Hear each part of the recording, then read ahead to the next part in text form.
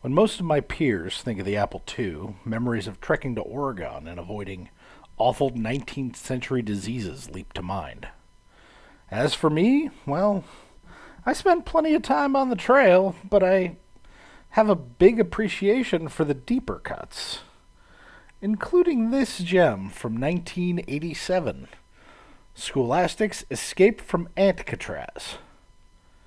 Why did I play this odd edutainment title about honey ants attempting to bust out of an ant farm prison and find their way home?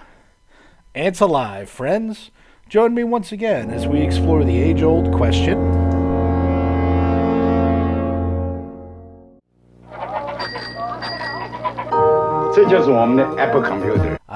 The venerable Apple II. Launched in 1977, it fended off competition from Commodore's PET and Tandy's TRS-80, outlasting both platforms and surviving well into the 90s. A series of hardware revisions continued to bolster the line, including a 16-bit machine called the 2GS, designed to mimic the graphical user interface of its more expensive Macintosh cousin.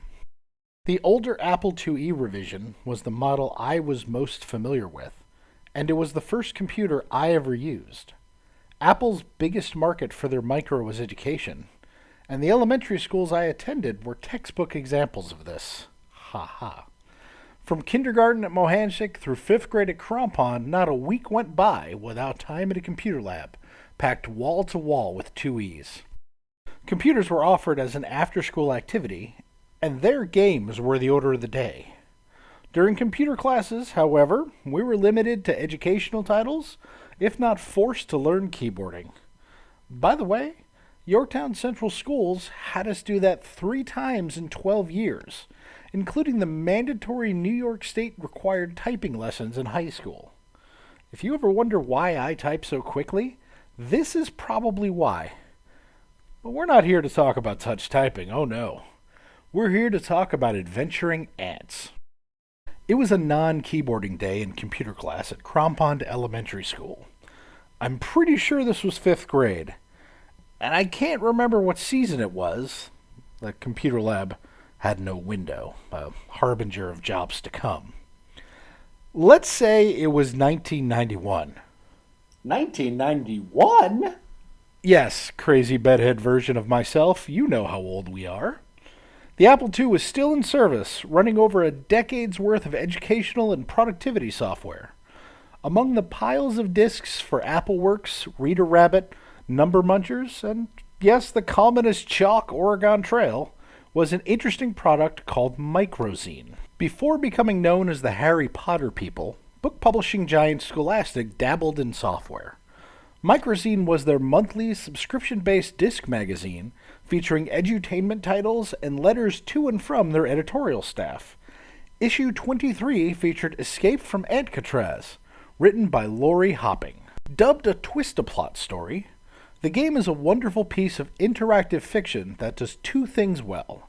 It provides facts about honey ants and serves as a primer for adventure games.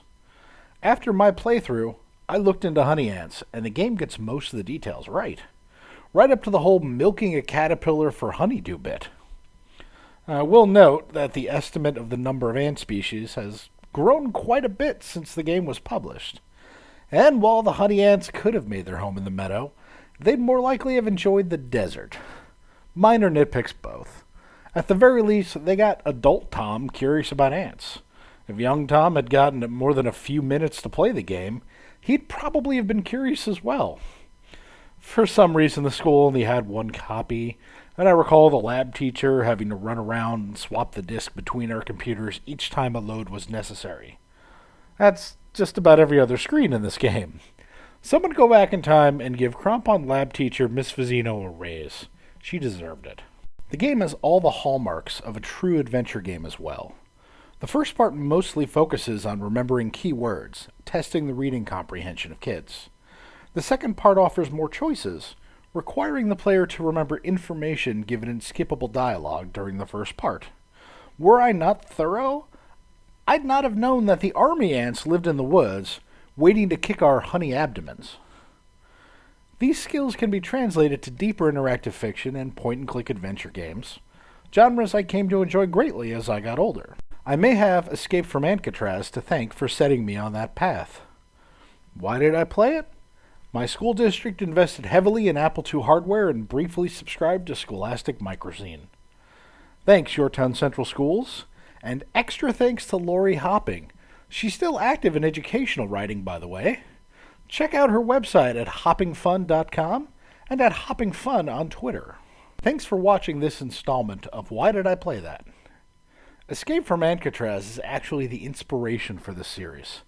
If memories of a game involving pun-loving, bodybuilding ants popped into your head, you'd wonder what circumstances led you to play that game as well. Do you have memories of old edutainment titles that none of your friends have heard of? Let me know in the comments or on Twitter at NerdNestNet. Until next time, remember the honey ant motto. The bear hugs are always free.